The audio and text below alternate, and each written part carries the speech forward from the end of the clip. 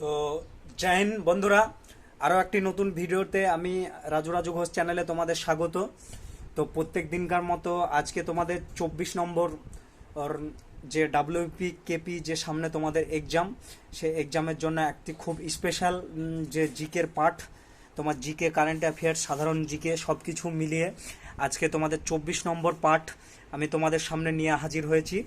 তো ভিডিওটি ভালো লাগলে অবশ্যই একটি করে লাইক করবে, কমেন্ট করবে, শেয়ার করবে, তাহলে এরপর নেক্সট ভিডিওর নোটিফিকেশান তোমাদের মোবাইলে চলে যাবে।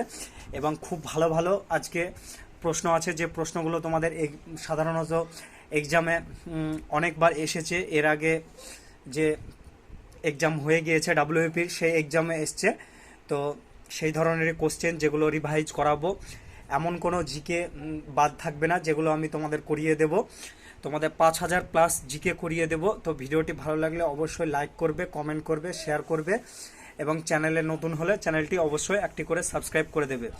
তো চলো ভিডিওটি শুরু করা যাক, আর না বকে ভিডিওটি শুরু করি। তো আজকে তোমাদের খুব ভালো ভালো প্রশ্ন আছে।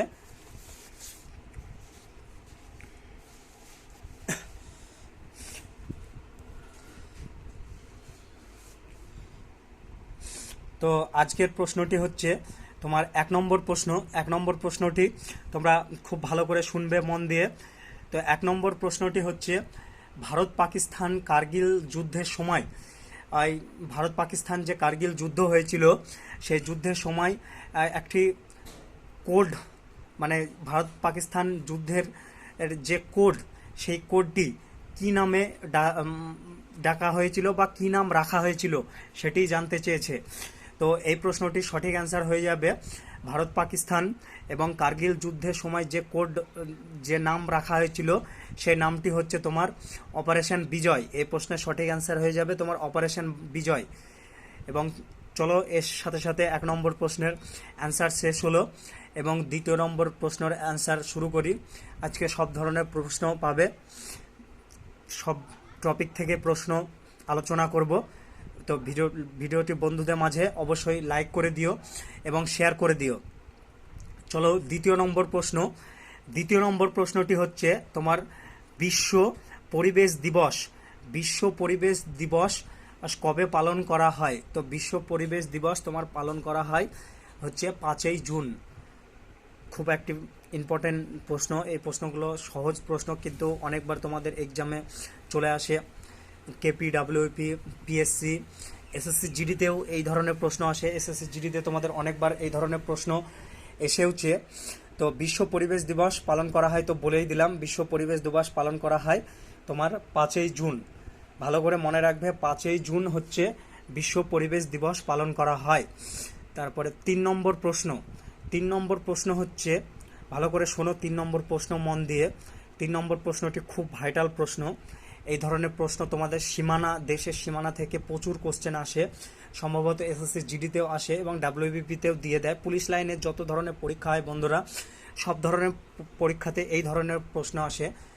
তো কোন দেশের সঙ্গে, কোন দেশের সঙ্গে ভারতবর্ষের সব থেকে, কোন দেশের সঙ্গে ভারতবর্ষের সব থেকে দীর্ঘতম সীমানা আছে? মানে ভারতবর্ষের যে প্রত্যেকটা দেশের সঙ্গে সীমানা আছে, এই সীমানা সব থেকে বেশি কোন দেশের সঙ্গে আছে? তো সব থেকে বেশি সীমানা আছে তোমার বাংলাদেশ। এই প্রশ্নটির সঠিক অ্যান্সার হয়ে যাবে তোমার বাংলাদেশে সব থেকে বেশি ভারত এবং বাংলাদেশের সীমানা আছে। তারপরে 4 নম্বর প্রশ্ন। এর পাশাপাশি তোমার 3 নম্বর প্রশ্ন শেষ হয়ে গেল এবং 4 নম্বর প্রশ্ন শুরু করব। তো 4 নম্বর প্রশ্নটি হচ্ছে তোমার ওয়ার্ল্ড নো ট্যাবাকো ডে। আরেকবার বলি, world no tobacco, TOBACCO, tobacco day কোন দিন পালন করা হয়? ওয়ার্ল্ড নো টোবাকো ডে কোন দিন পালন করা হয়? তো এই প্রশ্নটি তোমার সঠিক অ্যান্সার হয়ে যাবে 31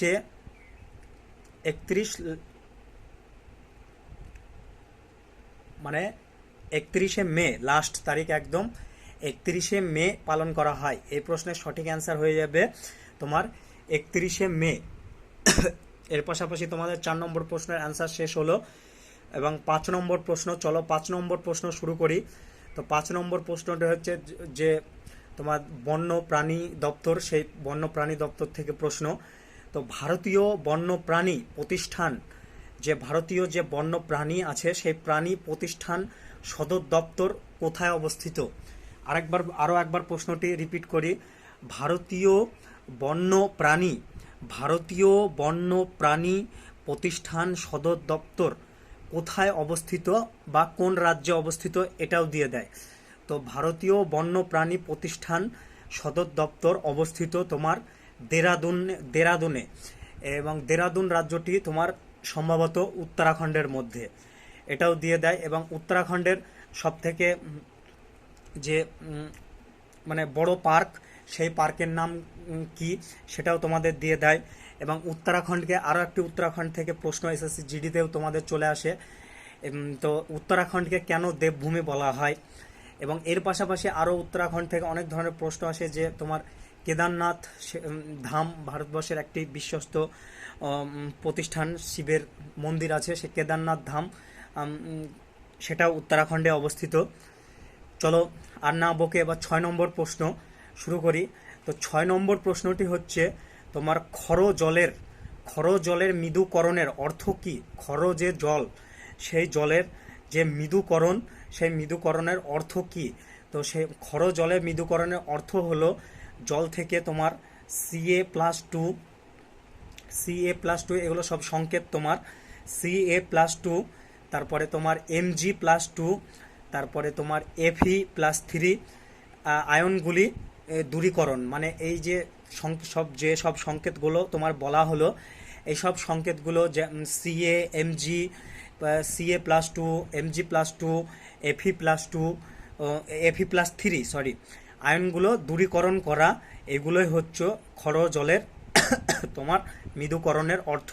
এটা একটি খুব ভালো ভাইটাল বুঝবার প্রশ্ন। এই ধরনের প্রশ্ন তোমাদের এমটিএসেও আসে। তারপরে 7 নম্বর প্রশ্ন। তো 7 নম্বর প্রশ্ন হচ্ছে জৈব সারের ক্ষেত্রে, জৈব যে সার তৈরি হয়, জৈব সার, রাসায়নিক সার, এইসব সারের তো তফাৎ তোমরা জানো। জৈব সারের ক্ষেত্রে সত্যি নয় এমন একটি কথা হলো কি? মানে জৈব সারের সাথে সত্যি নয় এমন একটি কথা, সেই কথা জানতে চেয়েছে। তো সেই কথাটি হলো জৈব সারের ক্ষেত্রে সত্যি নয় এমন একটি কথা হলো রাসায়নিক সার। রাসায়নিক সার তো জৈব সারের মতো অতটা শক্তিশালী নয়। এটা তোমাদের মাইন্ড ফ্রেশ রাখা প্রশ্ন। এটা এই ধরনের প্রশ্ন হুটহাট করেও দিয়ে দেয়। তো এটা হচ্ছে রাসায়নিক সার। রাসায়নিক সার তো জৈব সারের থেকে অতটা শক্তিশালী না। তারপরে 8 নম্বর প্রশ্ন। চলো 8 নম্বর প্রশ্নটি শুরু করি। তো 8 নম্বর প্রশ্নটি হচ্ছে তোমার থাইরয়েড রোগের চিকিৎসায়, যে থাইরয়েড মানুষের শরীরে যে থাইরয়েড রোগ হয়, সেই থাইরয়েড রোগের চিকিৎসায় ব্যবহৃত হয় কি? তো থাইরয়েড রোগের চিকিৎসায় ব্যবহৃত হয় কি, সেটা হচ্ছে 1131 সমস্থানিক। তো এটার তোমার একটি সংকেত আছে যেটা হচ্ছে তোমার cobalt, COBALT, cobalt 61 has been used 61 has been used in the third man। এটাই হচ্ছে এর তোমার সংকেত বোঝাতে চেয়েছে। তারপরে চলো এর পাশাপাশি তোমাদের 9 নম্বর প্রশ্ন। 8 নম্বর প্রশ্ন শেষ হয়ে গেল। তো 9 নম্বর প্রশ্নটি হচ্ছে তোমার উভধর্মী অক্সাইড গঠন করে, উভধর্মী যে অক্সাইড, সেই অক্সাইড গঠন করে কোন ধাতু? তো উভধর্মী অক্সাইড গঠন করে তোমার হচ্ছে Cu, মানে কপার যে ধাতু, সেই কপার ধাতু উভধর্মী অক্সাইড গঠন করে, মানে Cu কপারের সংকেত। আর এর পাশাপাশি আরও একটি তোমার পয়েন্ট বলে রাখি, উভধর্মী অক্সাইড গঠন করে কপার, এটা সত্যি। এবং কপার গঠন করে ক্ষারীয় অক্সাইডও গঠন করে, কপার গঠন করে ক্ষারীয় অক্সাইডও গঠন করে। এবং চলো 10 নম্বর প্রশ্নটি শুরু করি। 10 নম্বর প্রশ্নটি হচ্ছে তোমার প্রকৃতিতে মুক্ত অবস্থায় আরও একবার বলি, প্রশ্নটি ভালো করে শোনো। প্রকৃতিতে মুক্ত অবস্থায় পাওয়া যায় কোন ধাতু? তো প্রকৃতিতে মুক্ত অবস্থায় তোমার পাওয়া যায় সেই ধাতুটির নাম হচ্ছে অ্যালুমিনিয়াম ধাতু। ইউ, অ্যালুমিনিয়াম ধাতু প্রকৃতিতে পাওয়া যায় মুক্ত অবস্থায় যে ধাতুটি, সেটা হচ্ছে অ্যালুমিনিয়াম ধাতু। ইউ এর সংকেত ইউ। তারপরে তোমার 11 নম্বর প্রশ্ন। 11 নম্বর প্রশ্নটি হচ্ছে, তোমার ভালো করে শোনো মন দিয়ে। 11 নম্বর প্রশ্নটি হচ্ছে ঝাল শঙ্কর, ঝাল শঙ্কর ধাতুর মৌলিক উপাদানগুলি কি কি? ঝাল শঙ্কর যে ধাতু, সেই ঝাল শঙ্কর ধাতুর তোমার যে মৌলিক উপাদান, সেই উপাদানগুলি কি কি? তো ঝাল শঙ্কর ধাতুর মৌলিক উপাদানগুলি হলো লেড এবং টিন। এই প্রশ্নটির সঠিক অ্যান্সার হয়ে যাবে ঝাল শঙ্কর ধাতুর মৌলিক উপাদানগুলি হচ্ছে লেড ও টিন। এবং 12 নম্বর প্রশ্ন, এর পাশাপাশি তোমার 11 নম্বর প্রশ্ন শেষ হয়ে গেল। এবং 12 নম্বর প্রশ্ন, 12 নম্বর প্রশ্নটি শুরু করছি। ক্লোরোফিল, যে গাছের যে ক্লোরোফিল, সেই ক্লোরোফিল কোন ধাতুর উপস্থিতিতে পাওয়া যায়? তো ক্লোরোফিল তোমার পাওয়া যায় যে ধাতুর উপস্থিতিতে, সেই ধাতুর নাম হচ্ছে তোমার ম্যাগনেসিয়াম। যে ধাতু, ম্যাগনেসিয়াম ধাতুর উপস্থিতিতে তোমার ক্লোরোফিল পাওয়া যায়। এটা খুব ভালো এবং ভাইটাল ইম্পর্টেন্ট প্রশ্ন। ম্যাগনেসিয়াম যে ধাতু, এই ধাতুর উপস্থিতিতে তোমার ক্লোরোফিল পাওয়া যায়। তো এই প্রশ্নটি মনে রাখবে। এবং 13 নম্বর প্রশ্ন, 13 নম্বর প্রশ্ন হচ্ছে তোমার অজৈব ও গ্রাফাইট, অজৈব যে গ্রাফাইট, সেই অজৈব গ্রাফাইট কি? তো অজৈব গ্রাফাইট হচ্ছে বিএন বা ব্রোন অন, ব্রোন অন বা NiTrID, নাইট্রাইড, বোন nitride is also collected interrogative graphite, এটার মানে বোঝাতে চেয়েছে। তো এবং 14 নম্বর প্রশ্ন, 14 নম্বর প্রশ্ন হচ্ছে প্রথম ভারতীয় নোবেল পুরস্কার পেয়েছিলেন কে? মানে সর্বপ্রথম ইংরেজদের হাত থেকে নোবেল পুরস্কার পেয়েছিলেন প্রথম ভারতীয় কে? তো প্রথম ভারতীয় সর্বপ্রথম ইংরেজদের কাছ থেকে নোবেল পুরস্কার পেয়েছিলেন হচ্ছে তোমার রবীন্দ্রনাথ ঠাকুর। রবীন্দ্রনাথ ঠাকুর প্রথম ভারতীয় যিনি ইংরেজদের কাছ থেকে সর্বপ্রথম নোবেল পুরস্কার পেয়েছিলেন। তো এর পাশাপাশি তোমার 14 নম্বর প্রশ্ন, ওর অ্যান্সার শেষ হয়ে গেল। 14 নম্বর প্রশ্নটি খুব সহজ প্রশ্ন, কিন্তু 14 নম্বর প্রশ্নটি অনেকবার তোমাদের এক্সামে এসেছে। এবং রবীন্দ্রনাথ তোমার গীতাঞ্জলি কাব্য কত সালে রচনা করেন? যে গীতাঞ্জলি রবীন্দ্রনাথের কাব্য অমর সৃষ্টি, সেটিও তোমরা মনে রাখবে। গীতাঞ্জলি কাব্য এটাও অনেকবার দিয়ে দেয়। এবং ইংরেজদের দেওয়া একটি বিখ্যাত উপাধি ছিল, যে উপাধিটি রবীন্দ্রনাথ যে জালিয়ানওয়ালাবাগের হত্যাকাণ্ড, সেই হত্যাকাণ্ডের সময় ত্যাগ করে দিয়েছিল, সেই উপাধিটির নাম কি? সেই উপাধিটিও মনে রাখবে, নাইট উপাধি। এই উপাধিটির নাম হচ্ছে, এর জন্যই রবীন্দ্রনাথ তোমার ইংরেজদের নাইট উপাধি ত্যাগ করে দিয়েছিল। তারপরে চলো 15 নম্বর প্রশ্ন। এবার 15 নম্বর প্রশ্নটি হচ্ছে তোমার ভালো করে শোনো। বিশ্ব ঐতিহ্য স্থান, বিশ্ব ঐতিহ্য স্থান ভীমবাটিকা কি জন্য বিখ্যাত? বিশ্ব, আরও একবার তোমার প্রশ্নটি রিপিট করছি, ভালো করে শোনো। বিশ্ব ঐতিহ্য স্থান ভীমবাটিকা কি জন্য বিখ্যাত? তো বিশ্ব ঐতিহ্য স্থান ভীমবাটিকা, এটি হচ্ছে ফেমাস রক, মানে ফেমাস রক মানে পাহাড় হবে, ফেমাস রকের জন্য বিখ্যাত। তো 15 নম্বর প্রশ্নের আনসার হয়ে যাবে তোমার ফেমাস রক হয়ে যাবে 15 নম্বর প্রশ্নের সঠিক অ্যান্সার। তারপরে 16 নম্বর প্রশ্ন, 16 নম্বর প্রশ্নটি হচ্ছে তোমার অ্যালডল, অ্যালডল বিক্রিয়ায়, অ্যালডল বিক্রিয়ায় অংশগ্রহণ করে, অ্যালডল বিক্রিয়ায় অংশগ্রহণ করে কোন যৌগ? তো এটা হচ্ছে তোমাদের ভৌতবিজ্ঞান থেকে প্রশ্ন। আরও একবার প্রশ্নটি রিপিট করছি, অ্যালডল বিক্রিয়ায় অংশগ্রহণ করে কোন যৌগ? তো এই প্রশ্নটি সঠিক অ্যান্সার হয়ে যাবে তোমার CH3CO3 যৌগটি, CH3COCH3 যৌগটি। তো 17 নম্বর প্রশ্ন, 17 নম্বর প্রশ্ন হচ্ছে প্রমাণ তাপমাত্রা ও চাপে প্রমাণ তাপমাত্রা ও চাপে 1 গ্রাম মৌলে, প্রমাণ তাপমাত্রা ও চাপে তোমার 1 গ্রাম মৌলে যে গ্যাসের আয়তন, সেই আয়তনটি কত হবে? এটাও তোমাদের ভৌতবিজ্ঞান থেকে প্রশ্ন।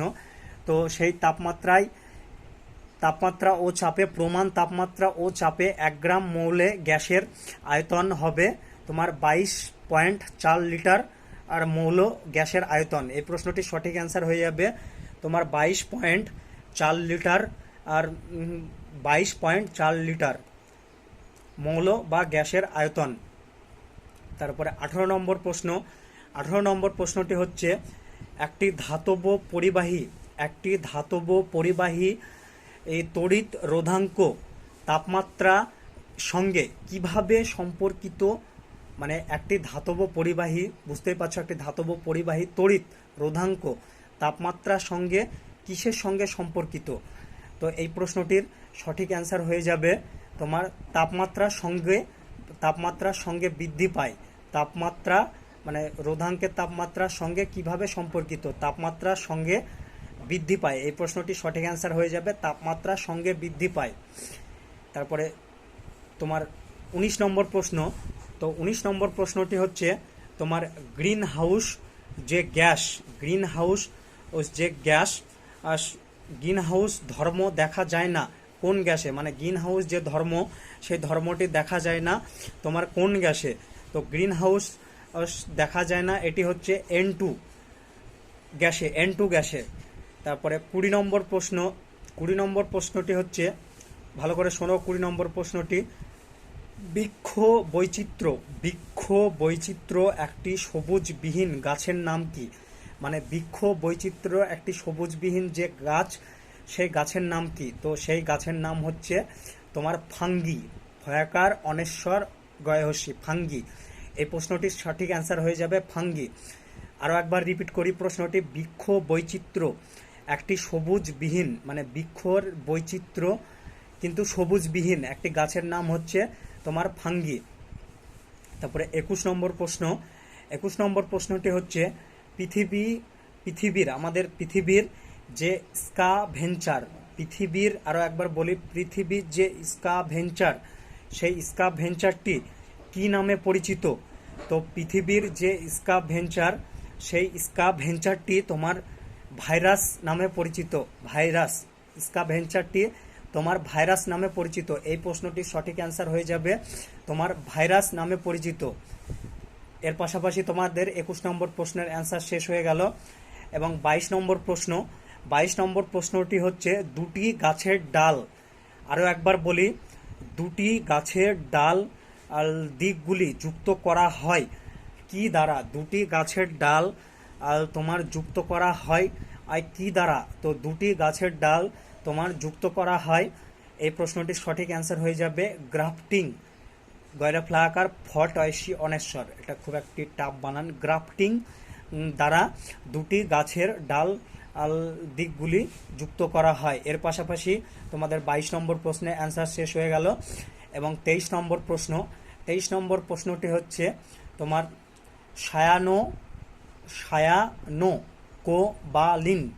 সায়ানোকোবালিন হলো কি? মানে এটি একটি ভিটামিনের রাসায়নিক নাম।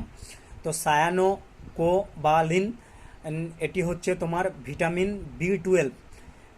B12 এর রাসায়নিক নাম। এর পাশাপাশি ভিটামিন 1, 2, 3 সব ভিটামিন, যে ভিটামিনগুলো তার রাসায়নিক নাম মনে রাখবে এবং কোন ভিটামিনে কি কাজ, ভিটামিন ডি এর অভাবে কি রোগ হয়, তারপরে ক্যালসিফেরাল কোন ভিটামিনের রাসায়নিক সংকেত, এগুলো ভিটামিনের চ্যাপ্টার থেকে আমি তোমাদের প্রশ্ন করাবো।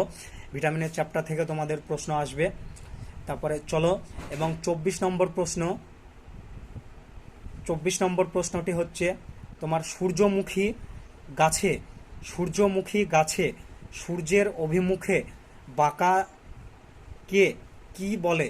আরও একবার রিপিট করছি প্রশ্নটি, সূর্যমুখী গাছে সূর্যের অভিমুখে বাঁকাকে কি বলে? তো সূর্যের অভিমুখে যে বাঁকা, তাকে ফ্যাটোনাস্টিক বলে। এই প্রশ্নটির সঠিক অ্যান্সার হয়ে যাবে তোমার ফ্যাটোনাস্টিক। আরও একবার রিপিট করি, তোমার সূর্যমুখী গাছে সূর্যের অভিমুখে বাঁকাকে কি বলে? তো সূর্যের অভিমুখে বাঁকাকে তোমার বলে ফেটোনাস্টিক।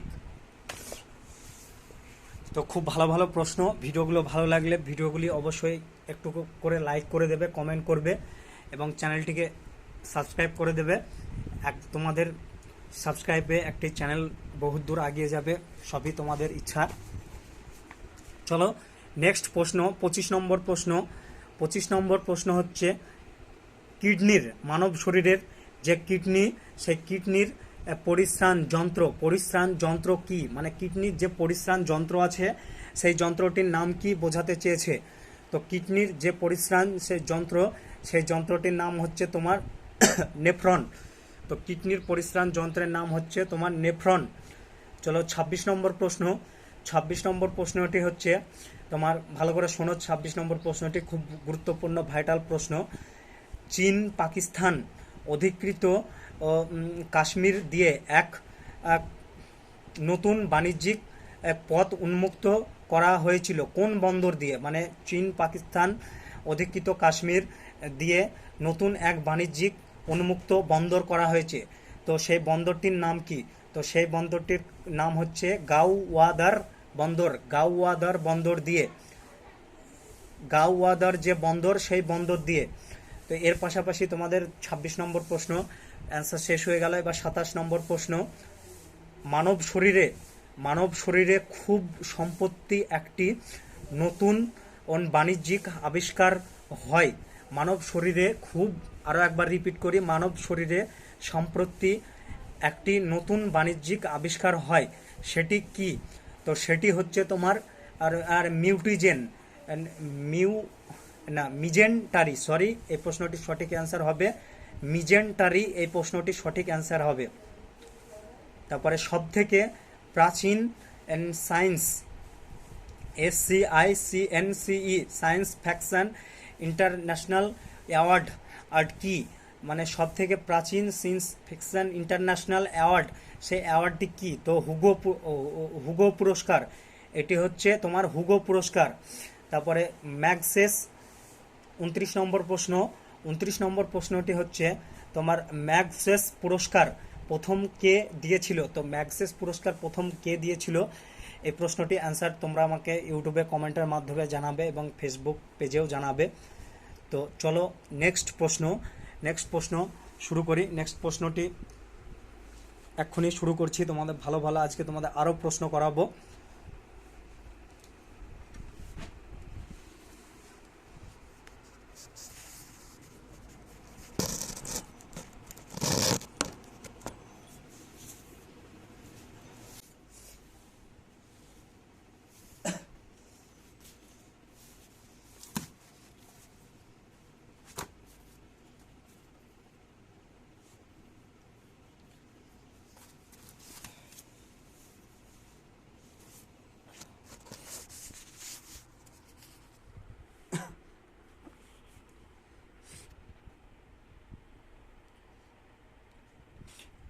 এর পাশাপাশি তোমাদের নেক্সট প্রশ্ন হচ্ছে, মানে ভারতবর্ষের সবথেকে প্রাচীনতম বেদ সম্বন্ধে। বেদ হলো সংস্কৃত ভাষায় রচিত। বেদের কয়টি ভাগ আছে এবং কি কি? তো বেদের ভাগগুলি হচ্ছে, তো জেনে রাখো, বেদের ভাগগুলি তোমাদের অনেকবার পরীক্ষায় চলে আসে। তো বেদের ভাগগুলি হচ্ছে তোমার ঋগ্বেদ, সামবেদ, যজুর্বেদ, অথর্ববেদ। এর মধ্যে ঋগ্বেদে দেবদেবীর সম্পর্কিত কথা বা মন্ত্রতন্ত্র, সেগুলো নিয়ে ঋগ্বেদ তৈরি। তারপরে সামবেদ হচ্ছে তোমার হোম যজ্ঞের সমজ্ঞান, সেটা। আর যজুর্বেদ হচ্ছে গদ্যের লিখিত এবং যজ্ঞের উপাচার, এইসব বিষয়ে। আর অথর্ববেদটি হচ্ছে তোমার আর জাদুবিদ্যা এবং বৈদিক উপাচার, এইসব নিয়েই তৈরি হয়েছে। এবং বেদের মধ্যে সবচেয়ে প্রাচীন বেদ হচ্ছে তোমার ঋগ্বেদ। এটিও জেনে রাখবে, সবথেকে প্রাচীন বেদ হচ্ছে ঋগ্বেদ। বেদের মধ্যে সবথেকে তোমাদের প্রাচীন বেদ ঋগ্বেদ। এই প্রশ্নটি অনেকবার তোমাদের পরীক্ষায় আসে।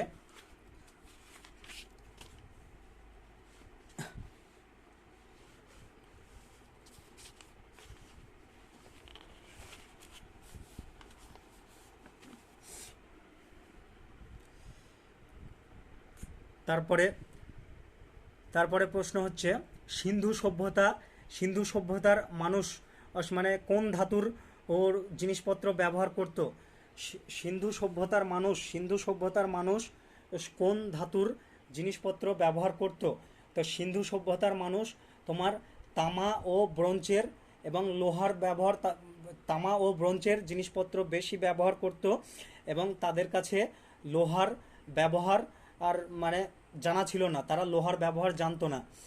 এবং চলো আরও নেক্সট প্রশ্ন হচ্ছে সিন্ধু সভ্যতার মানুষ মানে কি কি পশু পালন করত।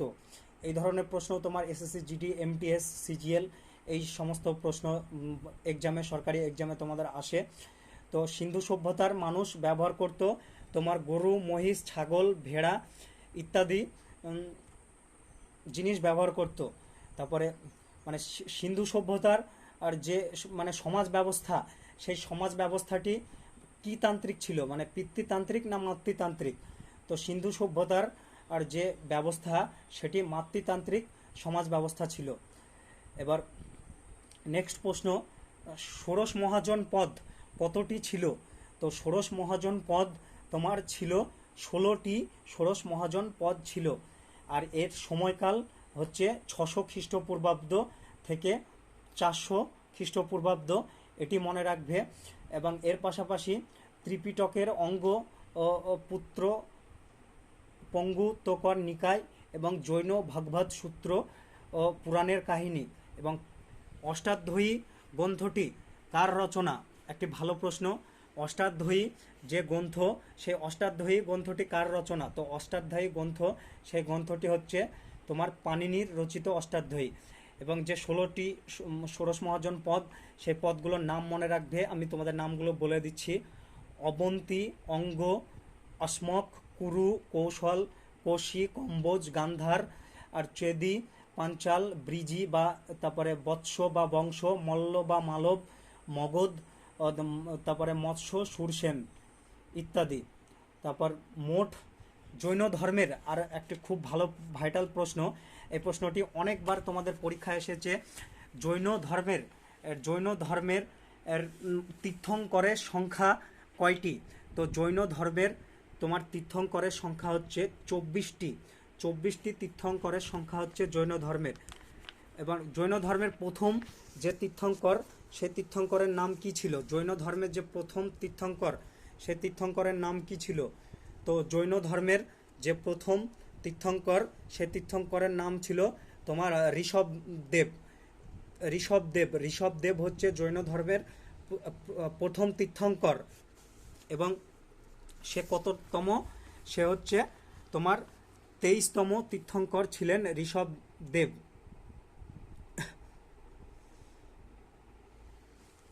আরও প্রশ্ন আছে, ক্লাসটি অবশ্যই তোমরা ভালো করে দেখবে এবং রোজ ফলো করবে।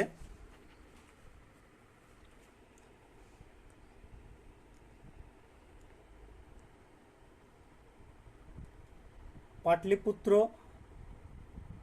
সেই পাটলিপুত্রের রাজা কে ছিলেন। তো পাটলিপুত্রের তোমার রাজা ছিলেন সম্রাট অশোক। তারপরে সন্ধ্যাকরনন্দীর রচিত যে গ্রন্থ, সেই গ্রন্থের নাম কি। এটি একটি খুব ভালো প্রশ্ন। সন্ধ্যাকরনন্দীর রচিত যে গ্রন্থ, এটি অনেকবার তোমাদের পরীক্ষায় আসে। সন্ধ্যাকরনন্দীর যে রচিত গ্রন্থ।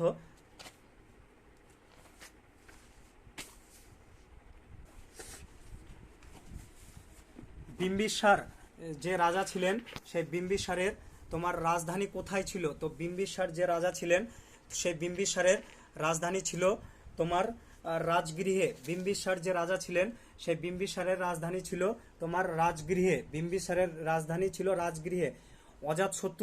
অজাতশত্রুর রাজধানী কোথায় ছিল। অজাতশত্রুর রাজধানীও রাজগৃহে ছিল। তারপরে শিশুনাগের রাজধানী কোথায় ছিল। শিশুনাগের রাজধানী ছিল তোমার আর বৈশালীতে। তারপরে পুষ্যভীত বংশ, সেই পুষ্যভীত বংশের প্রতিষ্ঠাতা কে। তো পুষ্যভীত বংশের প্রতিষ্ঠাতা হচ্ছে প্রভাকর বর্ধন, প্রকৃত প্রতিষ্ঠাতা হিসাবে ধরা হয়। প্রভাকর বর্ধন হচ্ছে পুষ্যভীত বংশের প্রতিষ্ঠাতা। তারপরে এর পাশাপাশি আরও প্রশ্ন মৌর্য বংশের প্রতিষ্ঠাতাকে এটি মনে রাখবে, এটি অনেকবার পরীক্ষায় চলে আসে। তো মৌর্য বংশের প্রতিষ্ঠাতা হচ্ছে চন্দ্রগুপ্ত মৌর্য। শুঙ্গ বংশের প্রতিষ্ঠাতা কে? তো শুঙ্গ বংশের প্রতিষ্ঠাতা হচ্ছে পুষ্যমিত্র সিংহ। তো আজকে এই পর্যন্তই। ভিডিওটি ভালো লাগলে অবশ্যই লাইক করবে, কমেন্ট করবে, শেয়ার করবে এবং চ্যানেলে নতুন হলে চ্যানেলটি অবশ্যই সাবস্ক্রাইব করে দেবে। Tata, bye bye. আগামীকাল দেখা হচ্ছে তোমার 25 নম্বর পার্টে। তো সবাই ভালো থেকো, সুস্থ থেকো। টাটা, বন্দে মাতরম।